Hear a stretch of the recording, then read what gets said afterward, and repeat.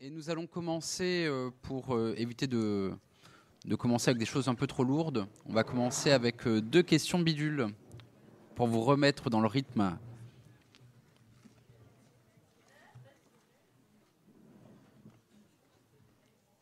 Alors, première question, la question des droits des personnes est à prendre en compte prioritairement. Oui, non.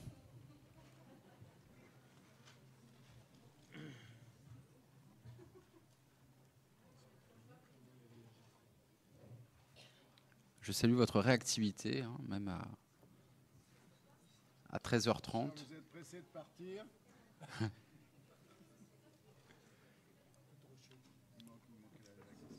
Ah, là, on a quand même ceux qui... On est Oui. soulagé. D'autres préoccupations, hein, peut-être. Une observation, Christian, là-dessus? Christian, tu as commencé par la stratégie. Hein. Une observation sur ce résultat? Un commentaire, les intervenants, sur ce résultat? Pas vraiment. C'est c'est rassurant en effet que vous rameniez votre intérêt aux personnes et aux droits des personnes plutôt que sur d'autres leviers qui ont été déjà évoqués. C'est tout à fait rassurant. On vous remercie. En plus, on vous remercie de votre réactivité en ce début d'après-midi. J'aimerais à la régie qu'on remonte à la question précédente qui est la question numéro 2. C'était nos défis.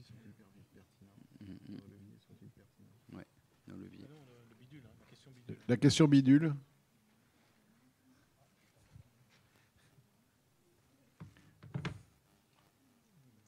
C'est la question. Voilà.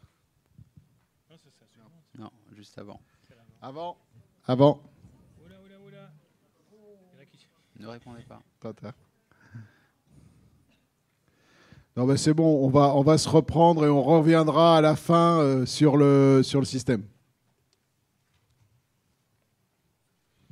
Donc, okay. On peut poursuivre sur l'examen des leviers. C'est pas la bonne question. Non, mais on va laisser tomber cette partie, puis on reviendra juste à la fin des leviers. On vous fera signe et on vous demandera, on finira les questions sur ce point. Merci.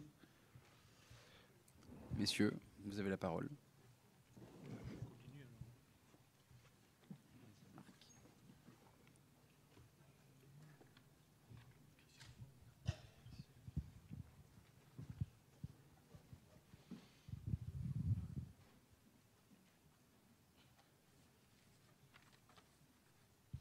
Voilà, il reste 5 leviers.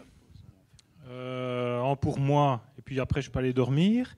Et puis 2 pour Christian, 2 pour Michel. Donc ce n'est pas le plus important certainement, en tout cas ce n'est pas qu'il n'est pas important, mais ce n'est pas le plus spécifique. C'est l'utilisation efficace des ressources matérielles et financières. Donc on ne va pas passer beaucoup de temps dessus. Donc peut-être redire 2 choses importantes, c'est de réfléchir au transfert de ressources. Donc, des ressources sont à redéployer autrement, donc il faut les récupérer autre part. Et quand on parle de ressources, on parle d'argent, de ressources en poste, et en autre point, c'est de ressources, pour moi, en temps, c'est-à-dire l'utilisation du temps. Donc les ressources financières, ok, on va plus en reparler. Les ressources en poste, comme ça a déjà été évoqué, c'est d'essayer de récupérer des postes pour les affecter à d'autres endroits. Et les ressources en temps, encore ici à la pause, c'est un sujet, donc je reviens avec ça, c'est très important de récupérer du temps pour faire autre chose et se donner les moyens d'avoir du temps pour autre chose. Et donc, si on récupère des ressources, il y a plusieurs solutions. Par exemple, revenir aux 38 heures, mais je ne pense pas que ce soit une solution qui sera très, très positive. Mais ce que je veux dire par là, indépendamment de cette blague, c'est qu'il y a des moments qui sont des moments peut-être moins importants qu'il faut récupérer pour aller organiser 3 choses importantes. Le temps de formation au sens le plus large, le temps d'équipe pour travailler sur les pays et se coordonner, parce que la coordination est d'autant plus grande que les équipes ont tendance à être dispersées. Et enfin, une 3e chose qui est importante au niveau aussi du temps, c'est le temps de se mettre en projection. si vous entrez dans un processus de reconversion, vous devez dégager du temps à des personnes, Christian l'a évoqué, au niveau de la direction, au niveau du staff, et d'autres personnes l'ont dit, je suis tout à fait d'accord, au niveau de tous les travailleurs, pour que les gens puissent réfléchir à leur futur. Il faut structurellement dégager du temps, sinon ce temps-là sera toujours en concurrence avec une bonne raison de fonctionnement, et ce ne sont pas des bonnes conditions pour réfléchir sur le futur. Donc c'est un point d'attention important, la récupération de temps. Et aujourd'hui, par exemple, on essaye d'être créatif et de générer une réforme des horaires en dégageant, par exemple, une mallette de temps à chaque travailleur qu'il peut utiliser un peu à sa guise. Ça veut dire à sa guise, c'est pas n'importe quand. On est surtout dans un cycle sur 4 semaines. On est sur 38 heures. 38 heures, 4 semaines, c'est 152 heures. On réfléchit aujourd'hui, en accord avec les organisations syndicales, à dégager par exemple une mallette de temps de 4 heures pour chaque intervenant pour le permettre de se développer, de travailler les pays, de réfléchir à sa pratique, etc. Ça crée un peu de souplesse et c'est des choses qui sont assez bien reçues par les travailleurs d'être en position d'avoir ce temps. Alors bien sûr, il faut le récupérer, mais il y a souvent moyen d'aller récupérer du temps sur, par exemple, des chevauchements qui ne sont pas toujours aussi nécessaires, aussi longs et des choses comme ça. Bon, chacun voit où il peut aller récupérer ce temps-là. L'autre point, c'est la gestion budgétaire. On ne va pas revenir beaucoup dessus. On l'a dit, les transferts de moyens, les doubles coûts, qui est quelque chose d'important, d'éviter autant que possible de fonctionner, voire le moins possible avec des doubles coûts.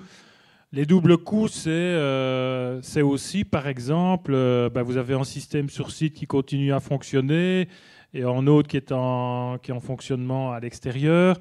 Vous êtes en double coût, mais les doubles coûts, c'est aussi, par exemple, l'hébergement, l'activité.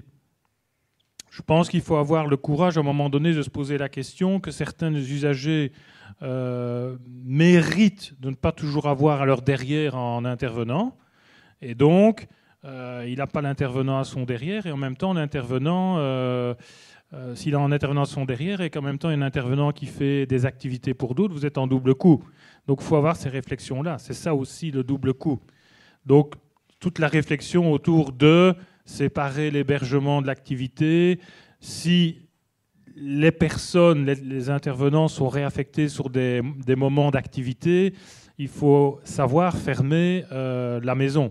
Donc, sans rentrer dans une logique nécessairement full fermeture à la hollandaise, il faut réfléchir à ça. Vous n'allez pas garder, c'est du très concret, un intervenant qui va rester avec les deux qui, malheureusement, n'ont pas d'activité ce jour-là, et en même temps générer une offre de service importante par ailleurs. Et alors, tout au début, donc, Christian a commencé par ça. Fondamentalement, c'est d'avoir une vision globale. Ça a déjà été dit par tous les trois, par tous les quatre, même Daniel l'a évoqué. Si vous n'avez pas une vision globale, vous risquez à un moment donné de vous retrouver étranglé pour développer une autre partie de l'activité. Ça ne veut pas dire que la vision globale, vous avez une temporalité qui est la même. Vous pouvez très bien temporaliser, que vous allez faire. Vous avez une vision à 8 ans pour ce type de public, mais vous savez que vous aurez besoin de ces ressources dans 8 ans. Donc, n'allez pas surutiliser vos moyens pour faire fonctionner un système. Ce qui, par exemple, nous a été reproché, qui était en partie justifié, à un moment donné, on a dit « oui, mais Anden est devenu la vitrine de l'institution ». Oui, ok, c'est vrai en partie, mais on disait toujours c'est la vitrine, mais la vitrine, elle ne fonctionne pas avec plus de moyens. On est aussi capable de faire fonctionner le reste par ailleurs. Mais si vous avez surinvesti pour des raisons, allez, on va se dire, on va faire le gros coup marketing, le truc nickel avec 8 éducateurs pour 8 usagers, c'est le paradis, vous allez tuer vos autres systèmes. Donc il faut être au clair avec ça. Voilà, je n'insiste pas plus sur les utilisations des ressources matérielles et financières, parce que c'est un processus qui est à réfléchir, ce n'est pas spécifique à un processus d'intégration.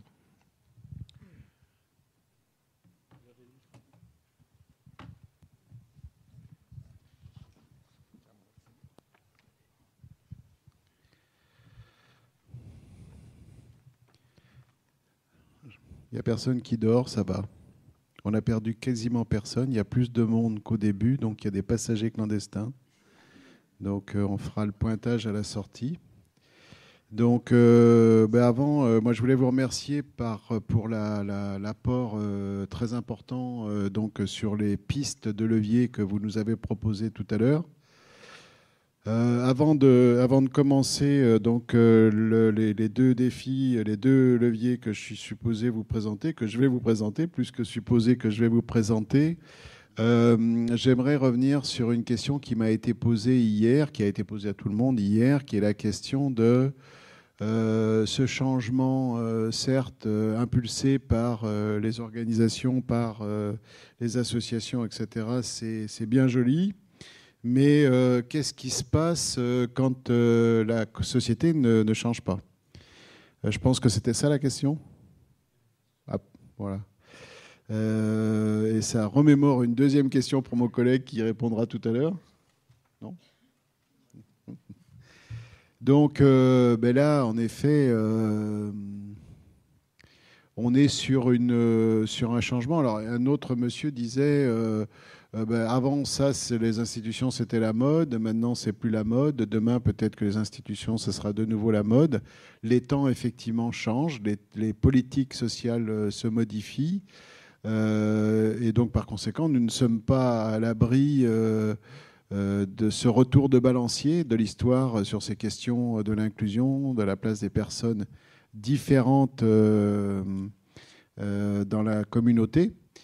Cependant, je pense quand même qu'en tant qu'observateur de ces questions, je pense qu'on a amorcé un mouvement en profondeur, un mouvement qui est générationnel. Et malheureusement, j'ai pas trop de réponse. J'ai pas la réponse du sociologue à faire sur cette question du changement de la société. Ce qu'il y a de sûr, c'est que si on ne commence pas par les enfants, la présence des enfants dans la communauté, ça pose le problème de la reconnaissance de la différence dès l'école. Et donc de la problématique de s'habituer à vivre avec des enfants différents. Et pour ce qui nous concerne, et modestement sur un tout petit champ d'une dizaine d'années d'expérience, on s'aperçoit que les choses changent, le regard des enfants change. Donc Daniel Boisvert exprimait, et vous avez validé les compétences, mais Daniel donc évoquait la question de l'image. Et en effet, essayons de moins marginaliser, essayons de moins stigmatiser par l'utilisation de moyens culturellement valorisés. Nous avons des bus avec, pour ce qui concerne l'association qui m'emploie, un logo un peu suspect d'image. Et donc, par conséquent, il est évident qu'on est repéré par tous les cagnards du coin et que forcément, on ne passe pas inaperçu. Donc, je n'ai pas la réponse pour le changement de la société dans son grand ensemble. Je dis simplement que si on pratique si on a des réponses ségrégées de travail, d'éducation, d'habitat, etc., de vacances, si on arrête des réponses ségrégées et qu'on maintient dans des lieux à l'abri du regard du public les personnes qui ont une différence, c'est en effet pas propice à ce que nos concitoyens, nos pairs s'habituent à leur présence. Donc, les petits ruisseaux font les grandes rivières, etc. Il est certain que nous, dans la salle, tous les gens qui sont impliqués là dans ce colloque ont une responsabilité, parfois petite, parfois un peu plus étendue, de mettre en place, en effet, ce changement, des actions qui auront forcément un impact sur le regard et sur la perception et sur l'acceptation. Et il y a 40 ans ou 45 ans, je parlais avec une dame tout à l'heure sur l'insertion à partir des ESAT. Il y a 45 ans, évidemment, quand on insérait sur une chaîne de production automobile comme le coupé cabriolet 206, et évidemment, ça faisait désordre. Des trisomiques 21 en train de monter un coffre d'une bagnole de luxe, ça, c'était chaud. C'était chaud. Mais à force de de faire des expériences ou des projets comme ceux-ci, la barrière de l'exclusion en recul. Donc, je n'ai pas d'autre réponse que celle-là, madame. Oui, madame.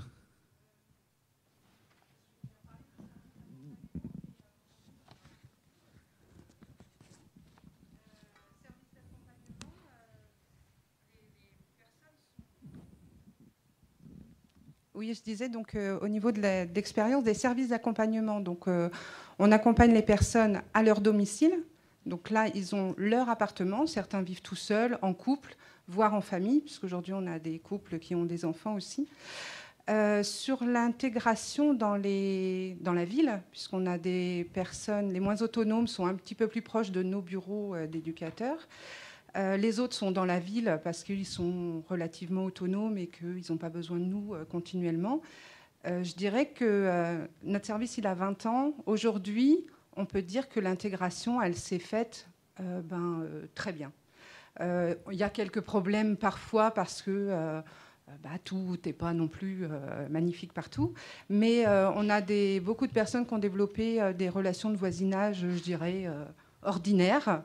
Ils confient leurs clés à leurs voisins parce que l'OPAC doit passer, réparer le chauffe-eau ou des choses comme ça, et vice-versa. Et ça, ce que je veux dire, c'est que ça peut marcher. Voilà. Et ça se développe beaucoup, les services d'accompagnement. Alors, le travers, c'est quand le vieillissement arrive et qu'il y a une perte d'autonomie. Là, c'est très dur parce que vous n'avez aucune personne qui souhaitent revenir en institution. Et parfois, nous, on peut pas, on n'a pas une intervention 24 heures sur 24 et certains ont besoin de soins, ont besoin de plus de présence éducative et là, c'est pas possible. Et du coup, ça pose des questions terribles pour les personnes parce que c'est vraiment... Du coup, elles ont passé plus de 20 ans, 30 ans toutes seules et c'est très dur de revenir en arrière. Et parfois, on est obligé quand même. Voilà.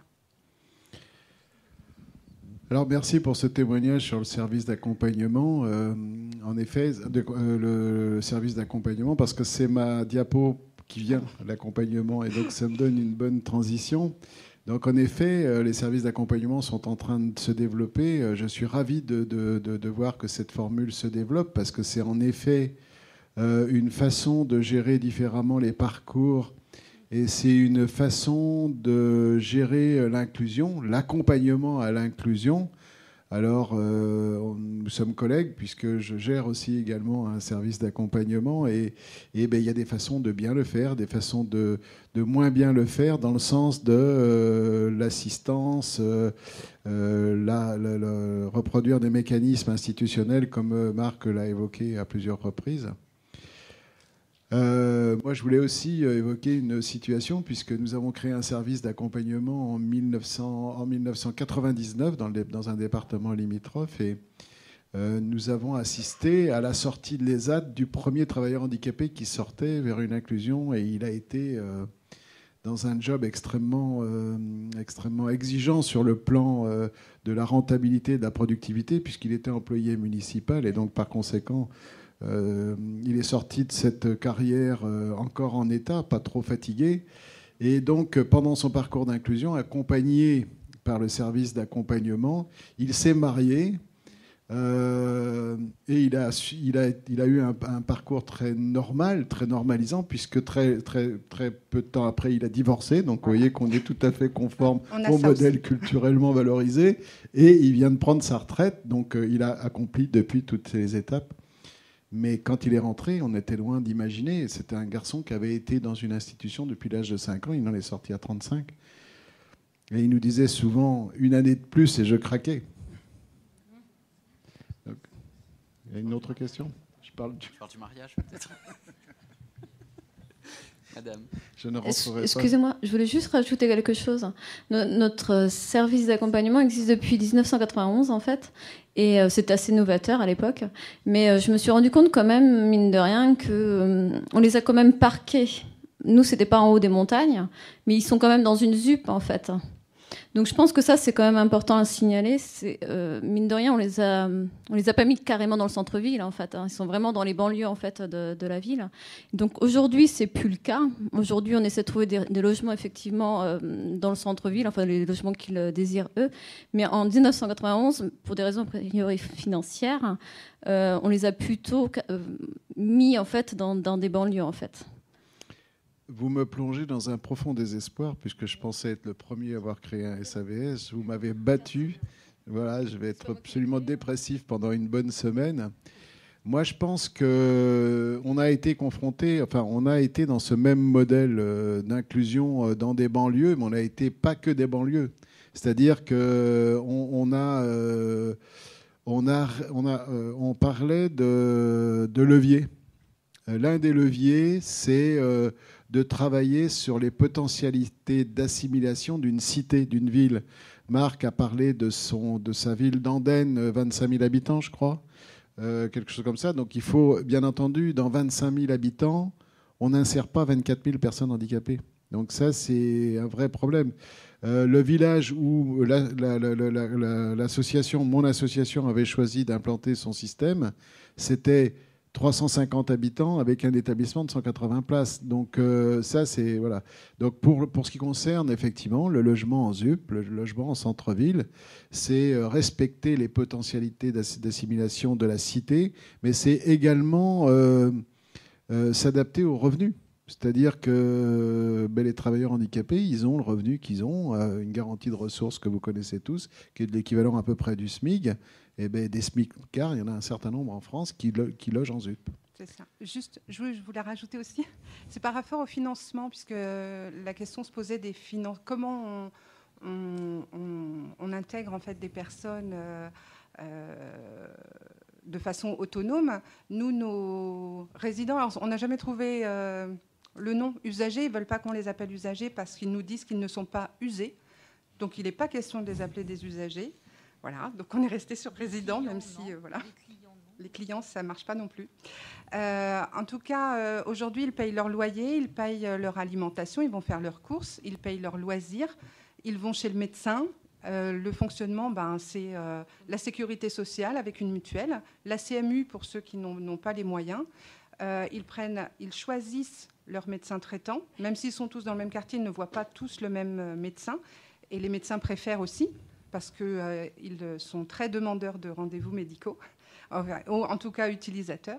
En fait, on essaye au maximum qu'ils fonctionnent comme tout citoyen. Et on ne fait pas de...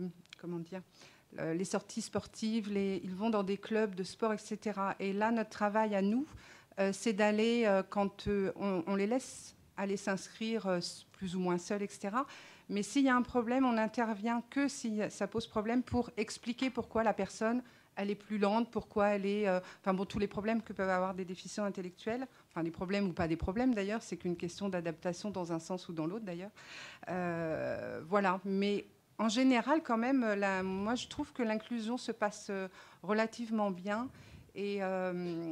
les gens, finalement, sont assez ouverts et on a des personnes dans les clubs sportifs qui sont OK pour ramener des personnes chez elles. Parce qu'il y a le problème du transport, quand même, qui est important. Ils prennent les bus, mais à 19h à Niort, les bus, c'est terminé. Donc, voilà, il y a tout un système d'aide, mais aussi avec les citoyens lambda, qui marche très bien. Voilà, donc, merci pour ce témoignage sympathique et complet. Merci beaucoup. Il y a une autre question, ici. Alors, pendant que le micro descend, nous avons eu un magnifique levier qui nous a été proposé par quelqu'un tout à l'heure, qui était celui du changement de métier de certains de nos accompagnateurs pour en faire, ou en tous les cas compléter leur formation pour que ce soit des intervenants à la communication dans la cité. Et ça, c'est une idée qu'elle est bonne, puisque, en effet, là, vous l'avez dit pour votre service, c'est que ça fait longtemps que vous y êtes, et que, etc., etc. Mais lors d'une opération de désinstitutionnalisation, ce métier-là de communicant dans la cité est tout à fait, a une fonction tout à fait fondamentale de préparation. Voilà. Allez-y, madame.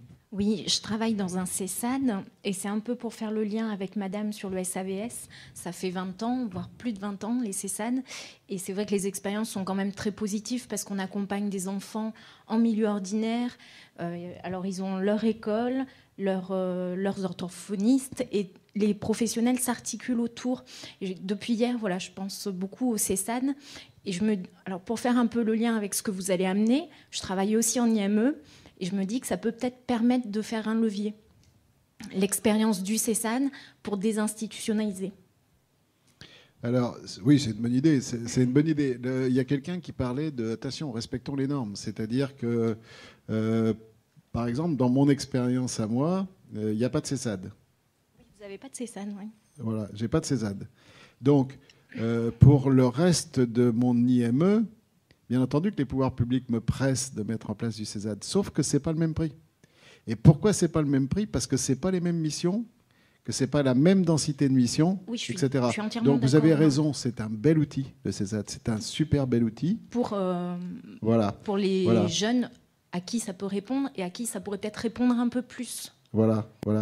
Mais je profite de votre témoignage sur le CESAD pour indiquer qu'il faut en effet, je vous invitais à ne pas jeter le bébé avec l'eau du bain en début de mon intervention l'autre jour, parce qu'il y a véritablement un savoir-faire du médico-social sur des accompagnements, j'aime pas le terme, mais plus lourds que ceux du CESAD. Il faut faire très attention, parce que là, c'est clair, les pouvoirs publics, ils sont prêts. Si le CESAD les intéresse beaucoup. Bien sûr. Non, mais je vous rejoins tout à fait. Enfin, pour travailler à l'IME, où nous avons des enfants qui présentent des troubles beaucoup plus importants, on voit bien que le CESAD, à l'heure actuelle, ne pourrait pas tout à fait y répondre. Mais en tout cas, la préoccupation du milieu ordinaire, comme on peut l'avoir en CESAD, on ne l'a pas encore en IME.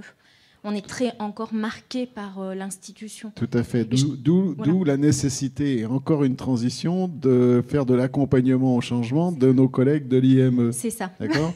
Ça, c'est super important. Alors, il y a quelqu'un d'autre qui disait sur ce... Il y avait un autre levier qui nous était proposé tout à l'heure. Je me souviens plus duquel, et il me venait à l'esprit pendant que vous parliez. Je ne me souviens plus, ça fait rien. Ça reviendra à un autre moment. Il y a une plus grande souplesse aussi. Alors, c'est pas caricatural de ma part, hein, mais je me demande comment on va pouvoir amener, alors vous l'avez fait, mais comment on va pouvoir un peu amener la souplesse que les CESAD ont, et l'ont depuis longtemps. Et en institution, on commence tout juste, enfin en tout cas localement, là où je suis. Alors, ça m'a permis de recoller les morceaux pendant que vous parliez, en effet. Et c'est donc... Ah oui, quelqu'un a parlé de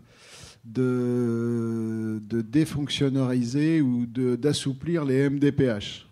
C'était une proposition de levier qui nous était faite tout à l'heure. Gestion moins administrative des MDPH. Alors, en effet, nous avons les pouvoirs publics, et je les remercie vraiment parce qu'ils nous ont vraiment aidés à avancer sur cette question, notamment l'Agence régionale de santé qui a fait le lien avec la MDPH dans une région où le conseil départemental a une importance, a un poids politique très important, et c'est un endroit où on ne fâche pas le conseil départemental, comme beaucoup de départements d'outre-mer. La MDPH est de compétence donc, du département. Donc c'est un peu compliqué pour l'agence régionale, etc., etc. Mais en tous les cas, on a été beaucoup aidé à établir du partenariat avec la MDPH. Et nous sommes sur le point de mettre en place un dispositif qui nous permettrait de circuler très souplement, c'est-à-dire que l'orientation me serait confiée, directeur de pôle, ou à un autre de mes collègues, et nous aurions la possibilité de faire voyager l'enfant du CESAD à l'IME en passant par la pédopsie, etc. Ça, c'est notre objectif in fine. Moi, j'avais été tout à fait étonné de ça. En 1981, j'avais été accueilli au Québec pour visiter les services, et on était déjà dans ce type de fonctionnement. C'est-à-dire qu'il n'y avait pas de silo, il n'y avait pas de chapelle, il y avait un enfant qui circulait sur des dispositifs en toute souplesse en fonction de ses moments, de comment il va, de ses besoins, etc. Et moi, j'appelle... Alors ça, c'est une forme de transition inclusive. C'est-à-dire que là, c'est clair que si on peut, au-delà de la nécessité de faire son activité Et j'ai beaucoup aimé l'idée, c'est toi Marc, de nos rapports. Et ça, il m'est venu à une idée et j'ai été sous la coupe, sous la tyrannie de quelqu'un qui est dans la salle sur les rapports d'activité. Et en effet, cette idée d'intégrer des éléments d'activité qui soient l'activité de la personne accompagnée plutôt que l'activité des éducateurs, et c'était voilà une idée que moi je ramène chez moi, parce que c'est vraiment une bonne idée et je n'étais pas là. Mais en effet, il faut qu'on échappe à la fonctionnalisation des... J'ai fini mon temps. Donc on échappe, il faudrait qu'on échappe à ça. Alors après, tout le problème, c'est qui est-ce qui supervise, quel est le référent, comment ça se passe. Mais en tous les cas, je pense que la personne accompagnée tirerait grand bénéfice de cette affaire-là.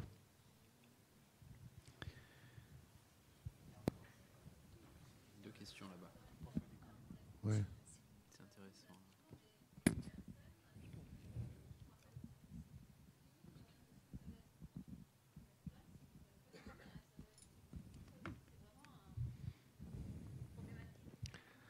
Madame, je viens de traverser plus d'un quart de siècle dans la profession et vous pensez bien que j'ai rien entendu. Pardon. Je disais qu'on a beaucoup de personnes qui viennent frapper à la porte du SAVS parce qu'ils ont une orientation SAVS de la MDPH. Et le problème, c'est qu'ils ne relèvent absolument pas d'un SAVS. Donc du coup, alors après, c'est la vision qu'on en a nous, par rapport à nos observations, en tout cas. Donc voilà, donc du coup, ça, c'est une difficulté. Et c'est vrai que tout est relatif. Qu'est-ce qu'on met derrière SAVS? Quelles compétences on demande? Enfin, voilà. Donc ça aussi... Je vais vous passer la parole tout de suite, monsieur. Moi, je voudrais simplement dire que moi, Dieu, c'est la MDPH. C'est-à-dire que si la MDPH dit que monsieur va au SAVS, je ne conteste absolument pas la position de mes collègues de la MDPH. C'est-à-dire que l'équipe technique, elle est souveraine, parce que j'ai travaillé longtemps en maison d'enfants à caractère social. Pour mes éducateurs, il était trop blanc, trop noir, pas assez jaune ou trop gros. Donc ça, c'est fini. Moi, j'ai tranché ce débat-là en tant que directeur. Je suis un tyran pour mes équipes et elles acceptent le tout venant de la MDPH. Alors après, 6 mois après, quand vous aurez fait votre évaluation, que vous aurez utilisé les bons outils d'évaluation proposés par Daniel Boisvert, on pourra en rediscuter, ou d'autres chapelles, il ne faut pas exagérer non plus. Mais voilà, c'est ma position. Nous, on a quand même un appartement accueil temporaire. Pardon. On a aussi un accompagnement accueil temporaire, enfin on l'a nommé accueil temporaire, ce qui nous permet en fait d'accueillir des personnes qui ont ou non une orientation SAVS d'ailleurs, et on les observe pendant un certain temps. Donc c'est souvent 1 mois en fait. Donc après, il y a des personnes qui relèvent effectivement d'un SAVS, d'ailleurs qui n'ont même pas l'orientation, alors qu'il y a des personnes qui ont l'orientation SAVS qui ne relèvent pas d'un SAVS. Donc on a aussi cet outil-là qui nous permet aussi de voir ce qu'il en est, quoi. Okay, je pourrais poursuivre à la pause ce débat parce que je ne suis pas d'accord avec vous, mais ce n'est pas l'endroit. On ne peut pas être prescripteur. Monsieur ? Oui, en fait, c'était dans le même sens. Je voulais, quand ce qui me concerne, pointer l'accompagnement en SAVS. À Poitiers, on parle de service de suite qui va évoluer sur un SAVS plus tard. Alors, nous, on n'a pas d'orientation MDPH. SAVS, c'est le pôle hébergement qui fait l'évaluation de la personne et qui oriente soit en SAVS ou bien en FH en fonction de ses capacités. En sachant que nous, sur le service de suite, donc futur SAVS, on ne nous demande pas de faire un accompagnement au quotidien. Des gens qui ont besoin vraiment de suivi au quotidien, c'est plutôt des personnes qui relèvent d'un foyer d'hébergement. Mais ce qu'on nous demande, effectivement, c'est ce que vous démontrez depuis tout à l'heure, de faire une forme de transition inclusive qui permet à la personne, pour autant que c'est possible, d'être sur le droit commun, sur le milieu ordinaire, quoi. Voilà, c'est ça que je voulais rajouter à la question. Merci, c'est un très beau témoignage. En fait, vous venez de valider ce que je disais, à savoir qu'on vous autorise effectivement à gérer ces parcours du foyer d'hébergement en passant par le service de suite et peut-être demain le SAVS. Oui, ça sera notre dernière question, monsieur. Je voulais juste apporter une précision. Vous parliez que vous négociez avec la MDPH la fluidité entre SSAD et IME. Pour les ITEP, le dispositif est validé par un décret qui est paru très récemment. Donc, dès aujourd'hui, pour certains établissements médico-sociaux, l'établissement de lui-même peut faire adapter l'accompagnement entre CESAD et ITEP. Merci. Donc, je vais pouvoir... vous me dites si j'ai du temps ? Non, j'ai plus de temps. Ça fait longtemps que j'ai plus de temps. Bon, c'était la séquence accompagnement. Dans l'accompagnement, il y a vers, il y a avec et il y a partage. Donc, on prend une direction, on prend la direction avec et on partage avec. Donc, je voulais juste dire, et après je terminerai là-dessus, que les relations d'accompagnement sont un outil qui a été introduit dans le Code de l'action sociale et des familles. Et que régulièrement, la loi de 2002 et la loi de 2005 nous rappellent cette notion, cette nouvelle notion du travail social, qui est l'introduction de l'accompagnement. Donc l'accompagnement, moi je voulais vous dire et développer, mais je crois qu'on en a largement parlé à travers les exemples. Donc ça passe par... alors si on accompagne à la désinstitutionnalisation, à l'inclusion sociale, ça passe par des organismes d'accompagnement. Un petit peu, beaucoup, etc. Mais je pense que moi je vous préconiserais, et je nous préconiserais en effet donc de se faire accompagner par des organismes. Ça, c'est au niveau macro, c'est-à-dire au niveau d'une organisation. Au niveau plus de l'organisation, je pense qu'il faut accompagner les accompagnateurs à devenir accompagnateurs. Donc, Marc l'a dit tout à l'heure, ça prend un programme de formation et que, on me le rappelait tout à l'heure, les écoles d'éducateurs ne nous accompagnent pas du tout à accompagner. On est formé à un autre métier. Daniel Weber vous dirait que si vous passez un diplôme, et donc par conséquent vous allez acquérir de la compétence, vous allez avoir une formation, cette formation est obsolète au bout de 5 ans. Donc il en est de même pour les éducateurs spécialisés, pour les directeurs d'établissement, pour les moniteurs éducateurs, etc. Il faut rejouer la question de nos compétences et de notre formation à un rythme régulier, et ce qui est préconisé, c'est en effet 5 ou 7 ans. Mais en tous les cas, pour cette question de l'inclusion scolaire, il nous faudra accompagner nos accompagnateurs à faire un nouveau métier. Donc voilà ce que je voulais modestement dire sur l'accompagnement. C'est à qui ? C'est peut-être à moi. C'est toujours à moi. Donc j'avais à charge de vous parler d'un autre levier qui est la supervision de la qualité. Je suis terrorisé parce que là encore, je parle sous le regard de mon boss en qualité, c'est-à-dire que je bosse dans une association, je travaille dans une association, c'est pas celui-là. Je travaille dans une association qui a bâti une organisation qualité, et ceci sous l'impulsion de la loi de 2002, loi du 2 janvier 2002, enfonce une porte, enfin, qui est qu'on va pouvoir se permettre d'évaluer les organisations médico-sociales. Pour les plus anciens d'entre nous, vous vous souviendrez à quel point cette question était... Voilà, c'était vraiment une patate chaude, cette histoire de l'évaluation du travail social, etc. Et qu'il y a eu des combats de rue pour empêcher cette infamie, ce contrôle, cette supervision du travail social. Bref, d'un coup de plume, la loi du 2 janvier 2002 a fait entrer dans notre profession l'évaluation. Bon, je ne vous ferai pas l'injure de vous rappeler que vous avez une première période qui constitue votre évaluation interne. Comme le rappelaient 2 ou 3 participants, l'évaluation interne, c'est vous permettre de vous regarder pédaler. Et donc, par conséquent, vous descendez du vélo, vous regardez comment ça marche, et puis vous vous donnez un plan de correction, un plan d'action qui vous permettra d'améliorer votre pratique. Donc, l'amélioration continue des services. Et puis, 2 ans après, là, vous restez sur le vélo, Et là, il y a un évaluateur externe qui vient vous voir et qui vous dit, en fonction de la réglementation et du champ réglementaire qui s'applique à votre établissement, voilà, nous, ce qu'on pense de votre fonctionnement.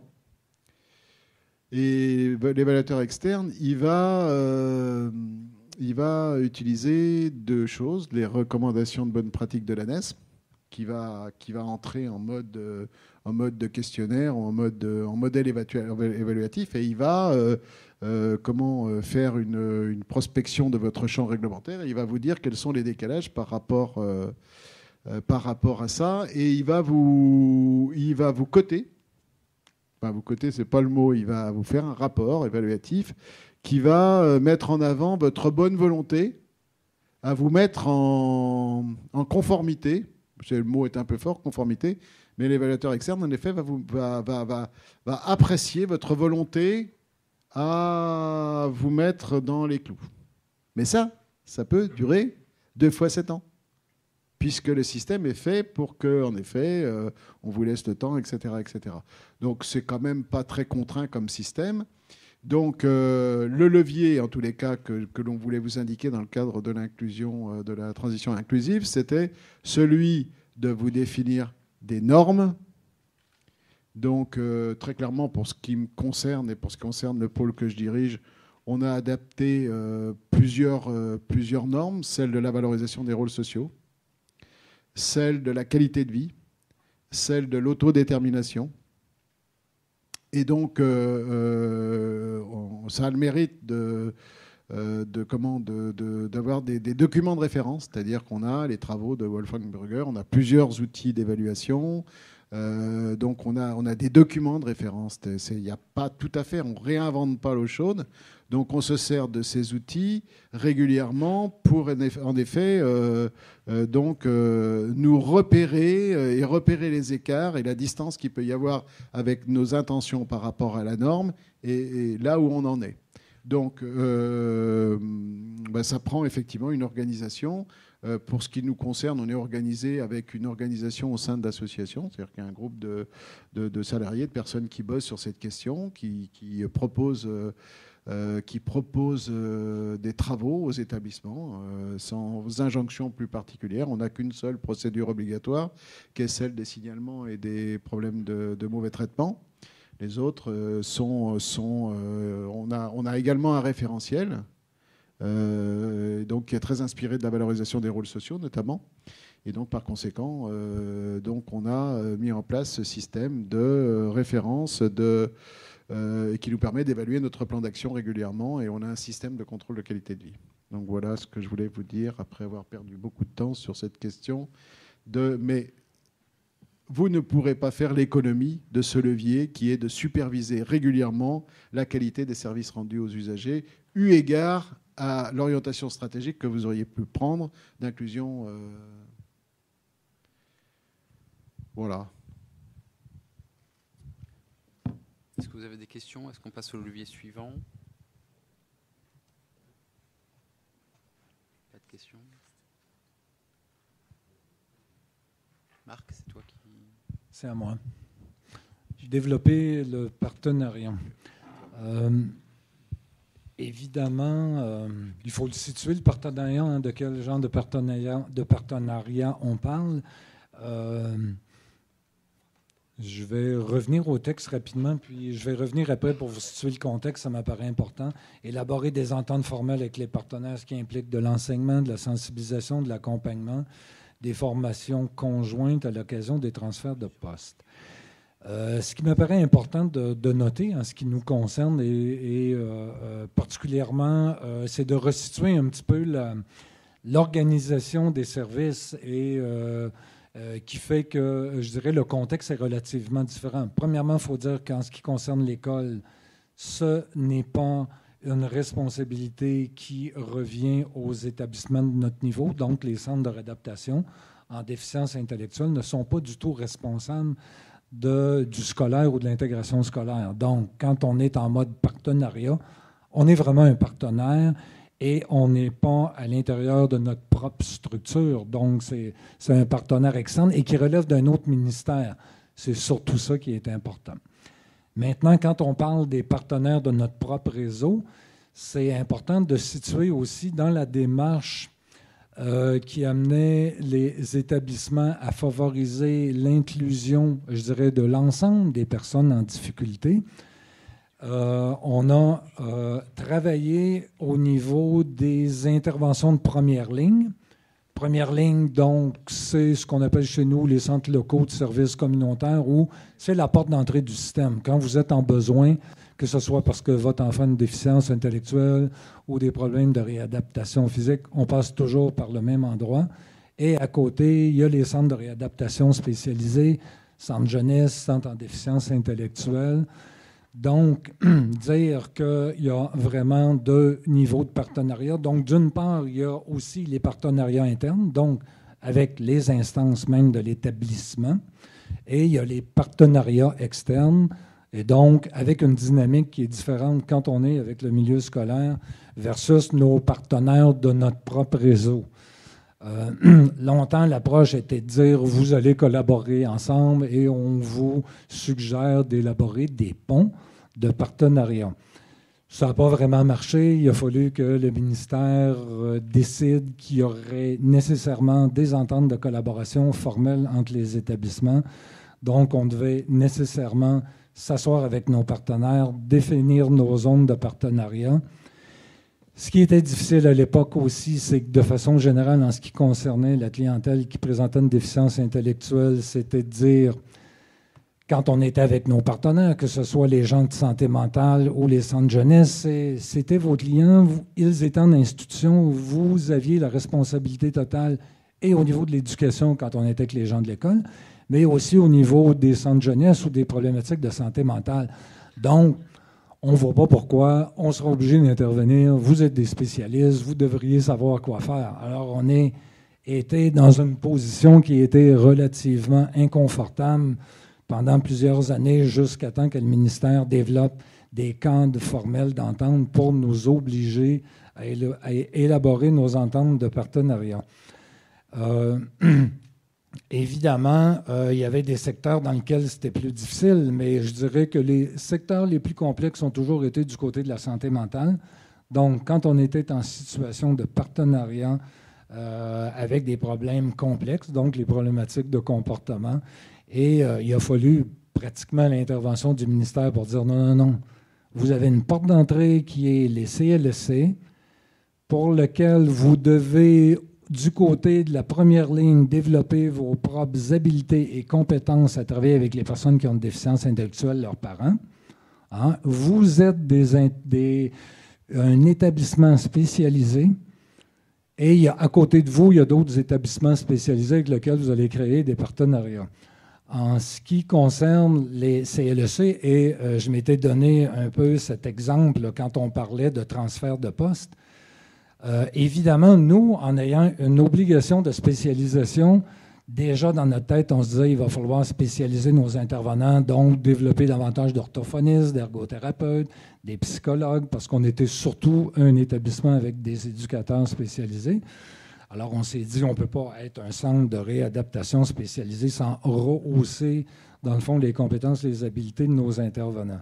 Alors, évidemment, c'est ce qu'on a dû faire, puis en même temps, on avait une gamme d'intervenants de première ligne, et graduellement, ce qu'on a fait, c'est qu'on a, avec entente évidemment avec les syndicats, on a fait des transferts de postes vers la première ligne, notamment vers la première ligne, ce qui nous a permis en même temps d'amener des gens qui connaissaient la clientèle à aller travailler auprès de la première ligne et, dans le fond, d'avoir des meilleurs récepteurs par rapport à notre clientèle.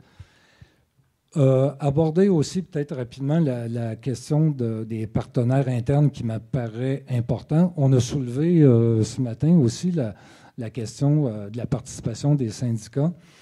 En ce qui concerne les partenariats internes qui m'apparaissent tout aussi importants que ceux de l'externe, j'ai toujours considéré que les décisions, les orientations qu'on devait prendre au niveau de l'établissement n'était pas juste le rôle de la direction générale, ni de l'équipe d'encadrement.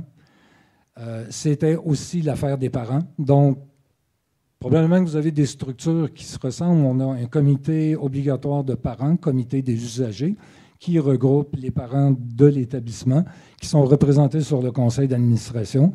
On a des cadres qui sont en association. On a des intervenants qui sont dans des syndicats, mais on a aussi des intervenants qui sont dans ce qu'on appelle chez nous le conseil multidisciplinaire, qui représente, mais dont la fonction est plus clinique. Alors, quand on a à prendre des décisions et des orientations majeures au niveau des établissements, je pense que c'est l'équilibre des forces entre l'ensemble de ces parties-là qui va faire que l'établissement est plus fort, va prendre les décisions qu'il prend. Alors, ce n'est pas parce qu'on est directeur général de l'établissement qu'on sait tout puis qu'on sait ce qu'on doit faire, ni pour l'équipe d'encadrement. Et en même temps, ces gens-là doivent être mobilisés. On soulevait le rôle des syndicats, par exemple. Évidemment, quand on était au début des processus de désince, on n'a pas demandé aux syndicats s'ils étaient d'accord pour qu'on ferme les institutions. On leur a dit, on ferme les institutions, maintenant, on va y aller en espérant que vous soyez avec nous, on va travailler ensemble, on va développer l'ensemble des modalités qu'il faut. Et c'est éventuellement comme ça qu'on a réussi à le faire. Et tantôt, quand je soulignais l'idée du transfert de postes, vous comprenez que quand c'était le temps de transférer des postes de chez nous vers la première ligne ou vers d'autres établissements, ça prenait des ententes formelles entre les établissements différents pour s'assurer qu'on respecte l'ancienneté et l'ensemble de ces contraintes-là.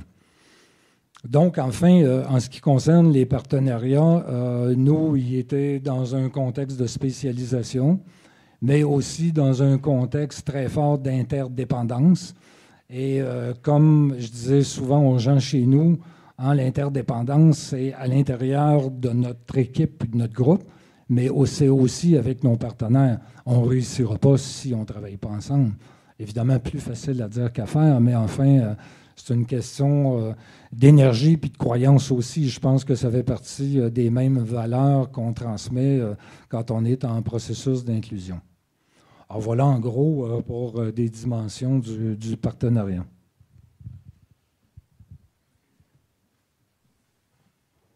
Des questions, observations?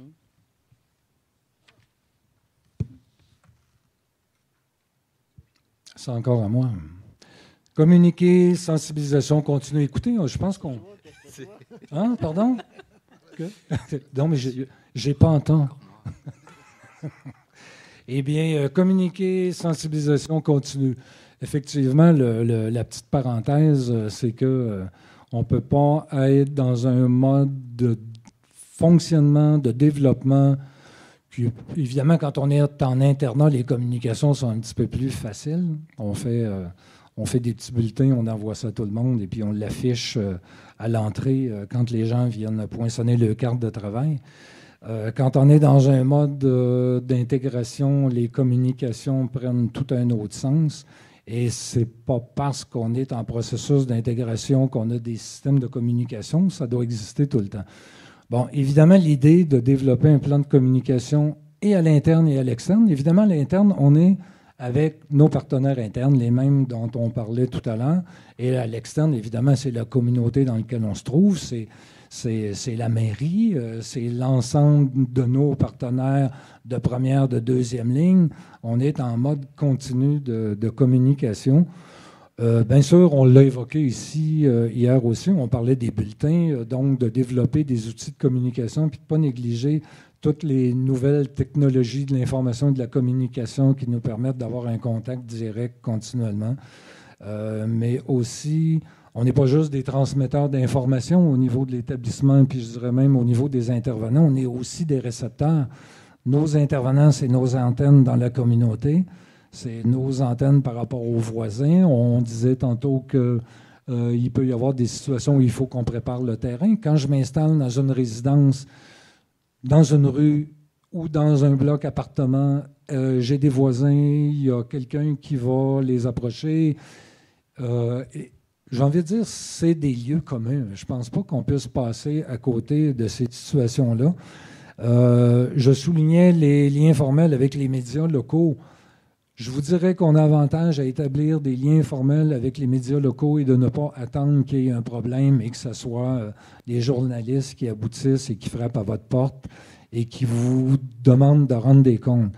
De façon générale, nous, en commençant par les directeurs généraux, on avait des formations sur comment intervenir avec la population, comment réagir avec des situations avec les journalistes qui frappent à votre porte et qui viennent vous questionner sur des situations complexes ou des problèmes. Et croyez-nous, c'est inévitable, ça va arriver. Il va y avoir des problèmes, il va y avoir des situations tragiques, il va y avoir des décès, il va y avoir des feux, et il faut être capable de composer et de réagir avec ces situations-là. Et habituellement, les médias locaux, ça nous sert aussi pour transmettre de l'information. Je dirais, c'est pas juste l'information quand il y a un problème, c'est aussi, à partir du moment où on a des bons contacts avec ces gens-là, ben on le file de l'information, on prépare du terrain, on parle des activités qu'on va faire, on valorise les personnes, on valorise les activités qu'ils font dans la communauté. Et évidemment, moi, je dirais que des communications directes avec la population. Donc, souvent, nos intervenants directement, c'est les voisins, les commerçants, les gens avec lesquels on va travailler au niveau de l'intégration. Je vais rajouter ça parce qu'on parlait tout à l'heure de l'importance, on a parlé à un moment donné de l'importance des communications dans des processus de désinstitutionnalisation, puis je soulignais le rôle et l'importance des éducateurs. Lorsqu'on a fait le dernier processus d'intégration des 400 usagers, on parlait du centre hospitalier Saint-Julien, les gens avec qui on avait, pour qui c'était le plus important de communiquer parce que les gens avaient énormément d'inquiétudes, c'était les parents. Alors les parents, évidemment, on avait développé des modes, des structures, des stratégies de communication. Puis je vous dirais que la meilleure stratégie de communication, même si c'était 1 an ou 1 an et demi avant la sortie des personnes elles-mêmes, on avait pairé l'éducateur qui assurerait le suivi directement auprès des parents, dans une rencontre avec tous les parents en disant « c'est l'intervenant qui va s'occuper et qui s'occupe maintenant de votre fils, c'est lui qui va suivre votre fils ou votre fille dans la communauté. Si vous avez un problème, si vous avez une préoccupation, c'est votre référent. » Et lui avait la responsabilité régulièrement, au moins 1 fois par mois, de communiquer avec les parents, de discuter avec eux, de montrer où s'en était rendu, de parler du processus, enfin. Et je dirais que c'est la clé, ça, c'est les communications directes. Et puis les parents, effectivement, c'est des personnes de ressources importantes. Je l'ai souligné aussi à un autre moment. Alors, ces parents-là deviennent des grands communicateurs pour nous. Et c'est souvent les meilleurs transmetteurs par rapport à la nécessité de l'intégration. Voilà pour l'essentiel. Merci Michel. Des questions? Des observations? Des remarques sur l'intégralité éventuellement des... Oui, madame. Le micro arrive.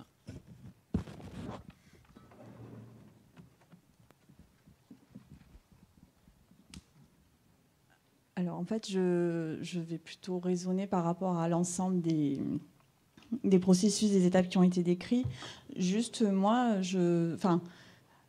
on décrit un ensemble de processus, de leviers pour accompagner cette transition. Donc on est vraiment dans une bascule d'un état aujourd'hui, d'une organisation vers une autre. Moi, j'ai juste envie de dire, est-ce que finalement la désinstitutionnalisation, c'est pas simplement reconnaître à la personne en situation de handicap le fait simplement que c'est un citoyen? Parce que finalement, là, pendant longtemps, dans l'histoire, on considérait comme un sujet, comme un acteur, on parle d'acteur, mais finalement, vous parlez beaucoup d'intégration dans la cité. Donc finalement, lui reconnaître tout simplement son rôle de citoyen actif, avec ses droits, ses obligations, et les moyens de compensation qui aujourd'hui sont allés trop loin dans le sens où on a finalement fini par penser à la place d'eux. Finalement, c'est pas à la société. De toute façon, une démarche inclusive, c'est quoi? C'est la société qui doit s'adapter à la personne. Voilà, donc c'était juste... peut-être parler de citoyen tout court, qui a des droits. Merci d'avoir empiété largement sur ma synthèse. Je vous demanderai... Vous pourrez la faire à ma place avec plaisir. Alors, Attention à ce que vous allez dire, parce que si c'est pour non, l'entamer totalement, il faut le dire tout de suite. Non, c'était juste. C'est vrai que je m'étonnais, j'en ai parlé avec un monsieur tout à l'heure pendant la pause déjeuner. C'est que finalement, on ne fasse pas le parallèle avec une démarche aujourd'hui dans laquelle beaucoup d'associations, et nous en tant qu'administration, enfin moi en tant qu'agence régionale de santé, on baigne, qui est la réponse accompagnée pour tous, parce que dans les processus, les étapes que vous décrivez, la formation, la pérédance, remobiliser les personnes, adapter les réponses, être vers cette ouverture vers la société, tout ça, on est pleinement vers la réponse accompagnée pour tous. À cela près que, comme je le disais hier, c'est vrai que peut-être une de nos difficultés à surmonter, mais qui n'est pas insurmontable, c'est qu'en France, on est quand même beaucoup normé. Après, ça pose quand même la question que la norme est aussi un moyen de protection et que dans la mesure où on lui reconnaît à cette personne en situation de handicap le statut de citoyen en tant que part entière, vous le disiez hier justement, c'est qu'on partage le pouvoir au sein d'une maison, c'est-à-dire qu'on n'est plus dans une institution en tant que telle avec ses règles qui s'imposent d'une certaine manière, mais on est dans le partage de... comme quand on vit avec ses enfants, avec son conjoint, il y a des compromis, on tient compte du rythme de vie de chacun. C'est comment on fait pour quand même faire en sorte, parce que ça reste quand même des personnes qui parfois ont des besoins particuliers et qu'il faut pouvoir protéger, et qu'à un moment donné, ce partage de pouvoir peut aussi peut-être amener à justement aller un peu plus vers ces contentieux sur la discrimination. Voilà, donc c'est... Voilà.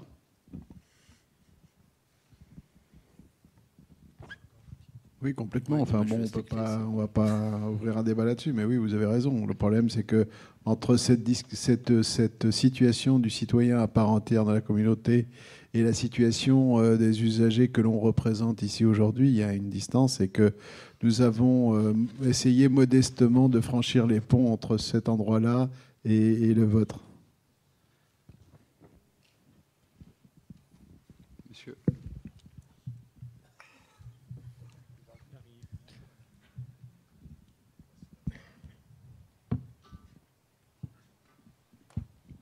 Excusez-moi, c'est un peu justement pour ouvrir le débat et puis pour faire un contrepoint à l'intervention de Madame pour votre synthèse. Vous êtes bien gentil, moi, en tant que représentant des usagers handicapés psychiques, je dirais qu'il ne faut pas confondre une compensation correctement ajustée sur tel ou tel champ d'intensité variable et le trop ou trop peu global de compensation.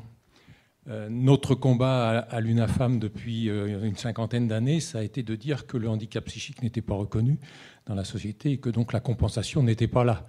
Et qu'on a assisté à une désinstitutionnalisation sauvage en fermant les hôpitaux psy, ce qui était souhaitable, sans mettre en place les compensations utiles pour une vie en société. Donc je pense qu'il ne faut pas repartir avec une idée vertueuse que l'institution c'est mal et que la citoyenneté pleine et entière c'est bien, et démerde-toi, si je peux être rapide et vulgaire, mais que les compensations sont à ajuster finement tout au long de la vie des prestataires et des bénéficiaires. Et c'est ça qui n'est pas facile.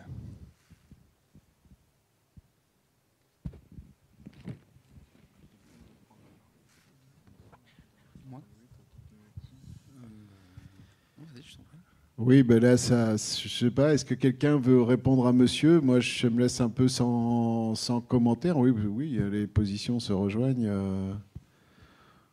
Moi, plus fondamentalement, je pense que l'inclusion, c'est pas l'abandon de l'institution. C'est exactement ce que vous décrivez. C'est-à-dire s'adapter au profil de chaque personne et trouver la plus juste compensation pour qu'elle puisse exercer ses droits de la meilleure des façons.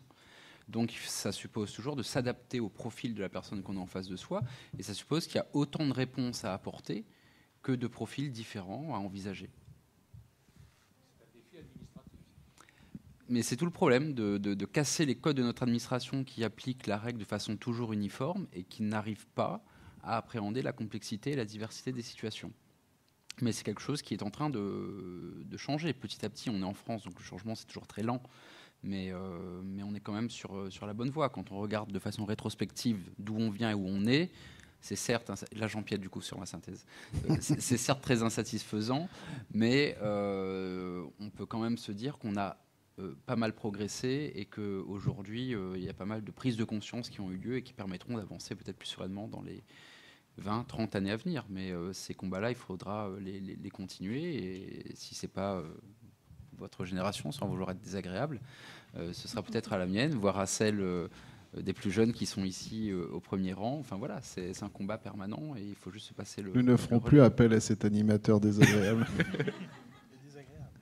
C'est parce que je parle du vieillissement, donc du coup je pose le décor.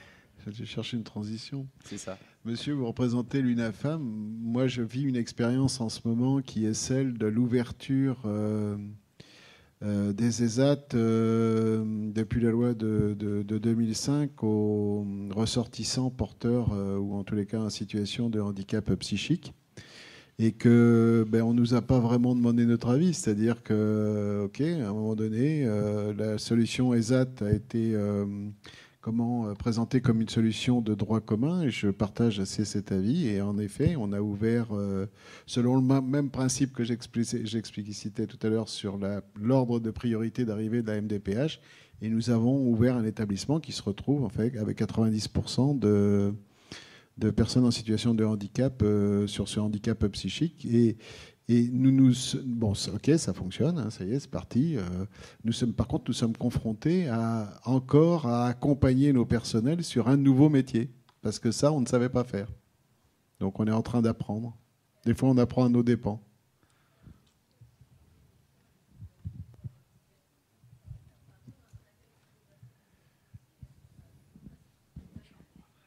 François, toi qui es plus jeune, est-ce que tu as entendu ? Non, c'est un peu loin.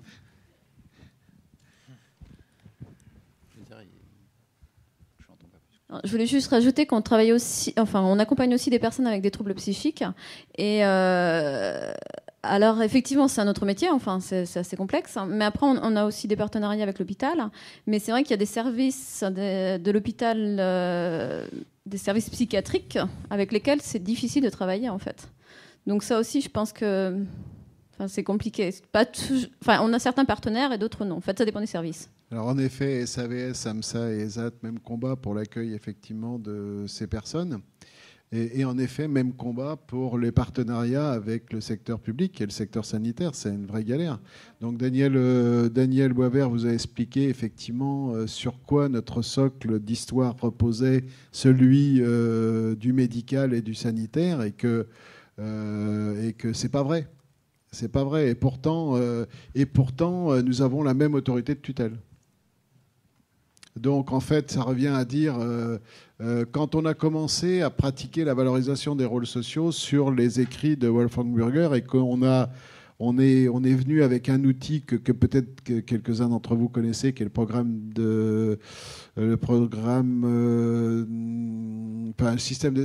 d'évaluation des systèmes de services, le PASS. Effectivement, cette profession-là a été accusée de mettre disait que tous les clochards de New York étaient des ressortissants du service post-cure de l'hôpital. Mais en effet, le sanitaire ouvre ses portes de façon très forte sans assurer le service après-vente. Donc il y a une espèce de vide là entre les deux. Je voulais rajouter rapidement, effectivement, je pense que ce que tu soulignes, Christian, est vrai. Nous, on a réussi à avoir une écoute des services de santé mentale à partir du moment où on a développé une propre expertise en se disant, et pas développer l'expertise pour prendre la place puis faire à la place d'eux, mais pour avoir des compétences assez grandes au niveau des problématiques de comportement pour être capable d'aller s'asseoir avec eux et qu'ils aient l'impression qu'on n'était pas des extraterrestres et qu'on était capable d'avoir des discussions avec les psychiatres et les psychologues du centre hospitalier. Et là, ils se sont dit, on a peut-être un partenaire avec lequel on a été capable d'avoir des niveaux d'entente ou de discussion. Mais on ne parlait pas le même langage. On avait de la difficulté à les rejoindre et vice-versa. Ça a aidé un peu. C'était pas juste ça aussi. Là, ça a pris des coups de pied au cul de la part du gouvernement. Enfin, pour nous obliger à travailler ensemble. Donc nous sommes au Futuroscope. On va se faire une petite partie de bidule et après on va passer à l'intervention de François et puis à sa synthèse, ou à sa synthèse et son intervention. Non, c'est mieux l'intervention et après la synthèse. Excusez-moi. Donc, messieurs, si... L'état d'épuisement généralisé, j'essaierai d'être... Excusez-moi, j'avais juste une petite remarque avant votre bidule. Que je fais. Vous m'empêchez de jouer, monsieur. Pardon. Ouais. Non, ça va durer. Ça va durer juste 2 minutes. Que je fais souvent sur ce genre de colloque. Encore plus dans votre thème. Alors, vous parlez fort bien, mais vous êtes tous à des places de cadres, de directeurs pour la plupart, et on n'entend pas les usagers ou les appeler comme vous voulez. Pour venir parler, en l'occurrence de transition inclusive, je pense qu'il y avait la place de mettre des personnes en situation de handicap qui pouvaient, eux, raconter leur transition inclusive que vous avez accompagnée. Mais voilà, le seul endroit actuellement que je fais et qui fonctionne sur ça, c'est différents et compétents sur la reconnaissance d'acquis par l'expérience pour les adultes en situation de handicap, travailler en ESAT, qui effectivement, dans ces colloques, dans ces codires, dans ces copiles, mettent vraiment l'usager en situation de dire ce qu'il pense, de proposer des choses. Donc voilà, c'était une petite remarque. Donc vous avez raison. Donc je vous promets, je me gifle à la sortie du colloque. Au pire, je m'en charge. Vous avez... Donc vous avez raison. Donc du coup, ça me permet de faire une transition. C'est que notre prochain colloque sera sur la vie affective et sexuelle. Ça sera l'année prochaine, on ne sait pas où. Vu le prix que le Futuroscope nous a coûté, c'est pas sûr que ça soit au Futuroscope. Mais en tous les cas, et en effet, donc nous avons une réflexion sur le fond sur cette question de la participation, puisque nous sommes une association qui a à peu près 900 adhérents et dont 800 sont des usagers, enfin sont des personnes accompagnées. Donc il va falloir effectivement qu'on trouve des modalités, notamment on vient d'avoir notre assemblée générale, on s'est tapé la tête contre les murs pour savoir comment on pouvait faire de la participation, mais c'est pas simple, hein, voilà. Donc, mais je vous promets, l'année prochaine, au rendez-vous du colloque du CFQIPS, il y aura la participation d'usagers, pas de personnes accompagnées. Non, il n'y aura pas de sexe, non. À moins qu'il y ait des volontaires. Non, j'ai rien à dire. Donc, à vos boîtiers.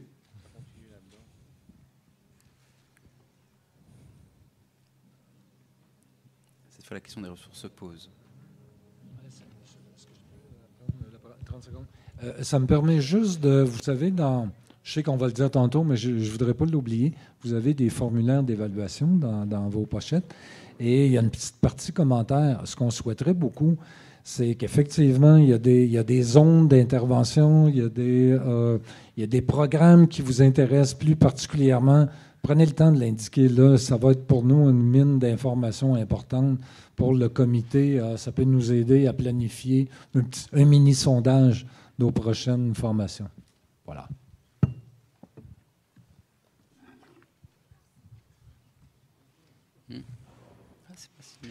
C'est pas si net que ça, parce que moi j'aurais plutôt voté non, mais c'est parité un peu, à peu près, quoi. Ok.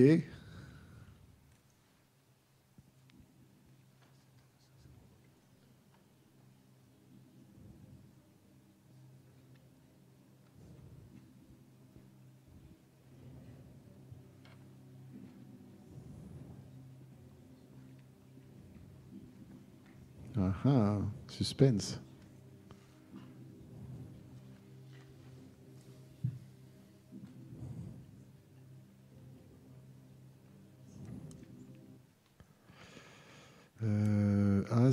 Je suis d'accord.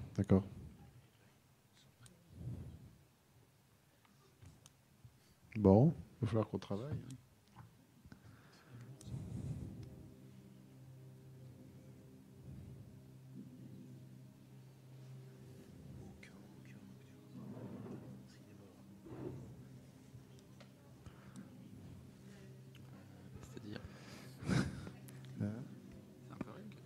Bah oui, mais...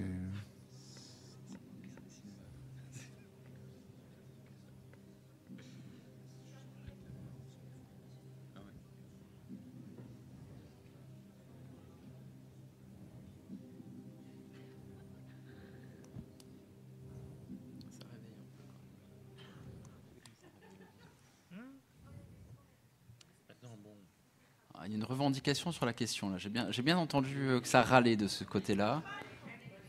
Moi, j'ai rien entendu. Je suis d'accord. Et moi, j'ai l'habitude avec les étudiants, ils râlent tout le temps, donc je les reconnais. C'est quoi la question? Oui, la formulation est un peu... ouais. C'est-à-dire que vous avez changé de place, mais on vous suit quand même. Hein. On vous retrouve. Ok. Alors ça, ça, on va pas vous faire le coup. Vous avez participé amplement, bien plus largement qu'on aurait pu le souhaiter à nos propositions, et donc par conséquent, oui, vous avez déjà partagé plein d'expériences de transition inclusive avec nous. Et comme on a recueilli tous ces propos et tous ces témoignages, ça va faire effectivement un compte-rendu assez intéressant. Super, bon, je vous remercie d'avoir joué avec nous. Au moins, vous aurez vu du Futuroscope, au moins ce jeu-là. Dernière question. Il y a une dernière question. Bah, on n'en sort plus. Hein. Ah oui, mais je pensais que vous l'aviez zappé, celle-là.